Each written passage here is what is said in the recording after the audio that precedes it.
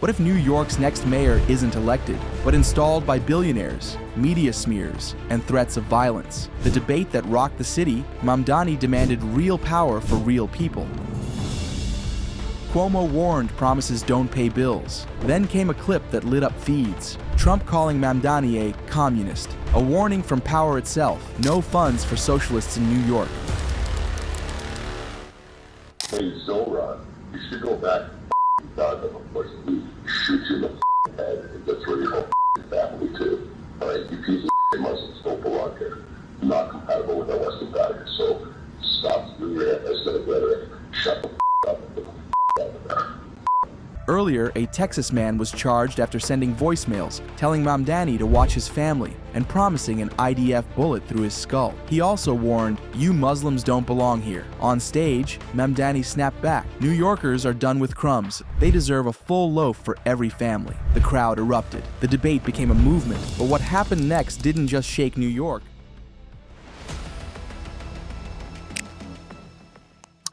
Every generation faces its test. They told him power only comes with money, but he built something money can't buy: belief.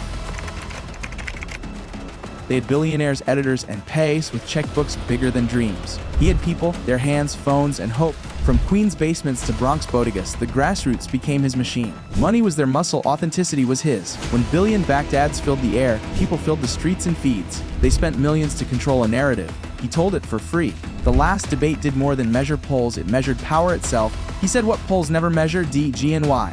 The room held its breath. Then history exhaled. They called him unelectable. He called them unaccountable. Before you sat down here on Sid Rosenberg's radio show, your opponent Andrew Cuomo said this, quote, "God forbid another 9/11. Can you imagine Mamdani in the seat?" End quote. Rosenberg responded by saying he'd be cheering. Andrew Cuomo said, quote, "That's another problem." I want to get your reaction. This is disgusting. This is Andrew Cuomo's final moments in public life, and he's choosing to spend them making racist attacks on the person who would be the first Muslim to lead this city. And frankly, it's not about me. It's about the fact that there are more than 1 million Muslims who live in New York City. And to have our faith be smeared and slandered by someone who at one point was considered a leader in the Democratic Party showcases the fact that bigotry and racism is not exclusively a Republican problem. It is also a problem within our own party. And it is time that we turn the page on Andrew Cuomo and those that would tolerate this kind of rhetoric from him as well. Yeah, I can hear the passion and emotion in your voice. It's personal for you. It is. I mean, to describe myself and describe Muslims in this manner, it begs the question of why this kind of rhetoric is acceptable when we're speaking about Muslim New Yorkers. Because all Muslim New Yorkers want is to feel a sense of equality and respect that every New Yorker deserves. And even that is being denied by the former governor. Each attack made his case stronger.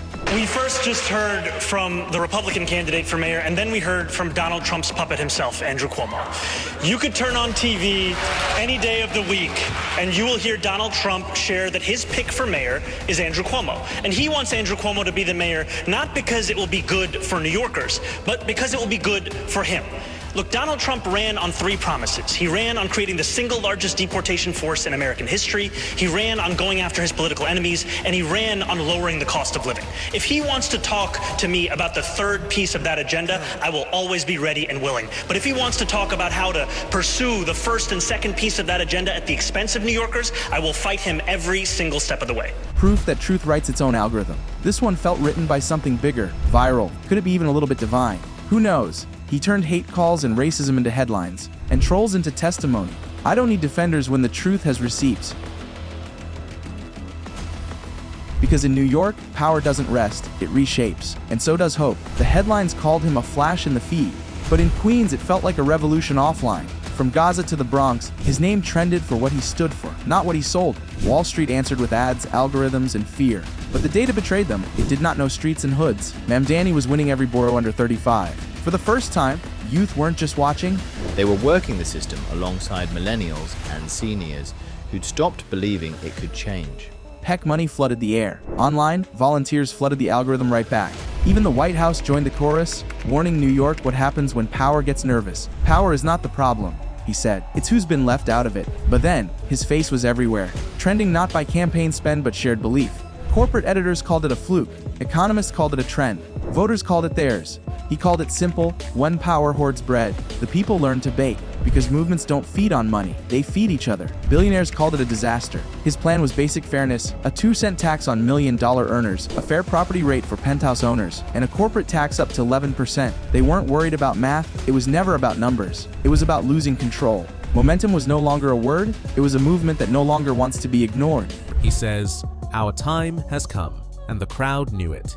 Power. It's the power of hundreds of thousands of New Yorkers united to fundamentally reimagine what is possible in New York City. That we pose an existential threat. And I am here to admit something.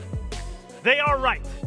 We are an existential threat to billionaires who think their money can buy our democracy. We are an existential threat to a broken status quo that buries the voices of working people beneath corporations. And we are an existential threat to a New York where a hard day's work isn't enough to earn you a good night's rest.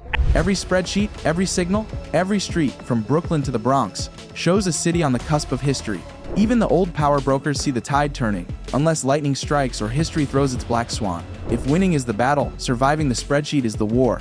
Markets don't fear slogans. They fear spreadsheets and the people who rewrite them.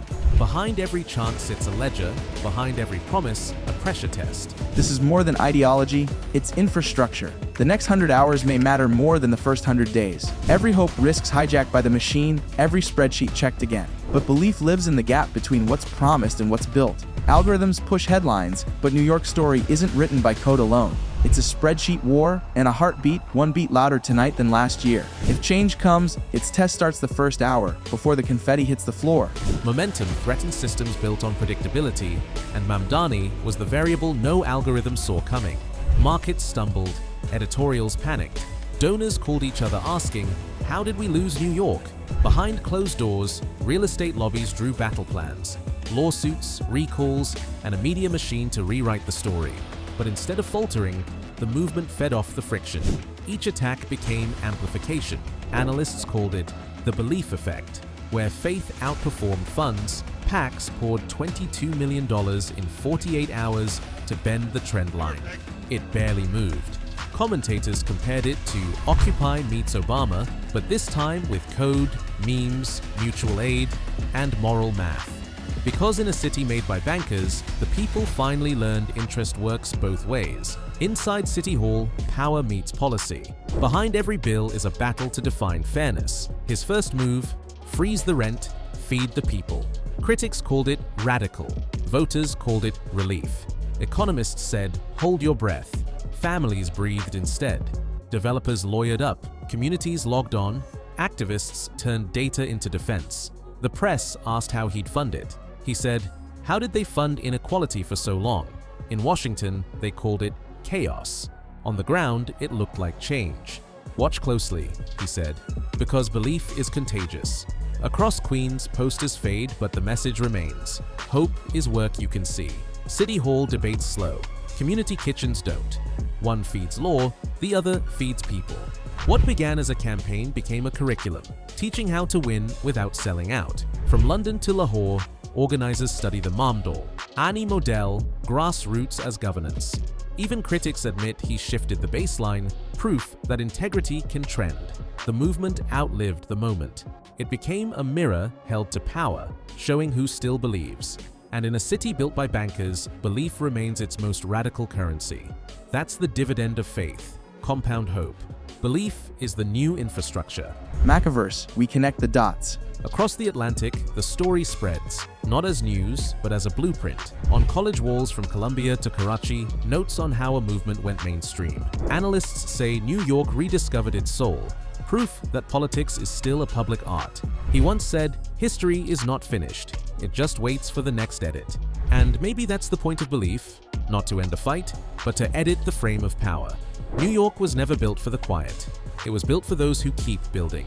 So the headlines move on. But the movement doesn't. Every generation faces its test. This was New York's, and it believed.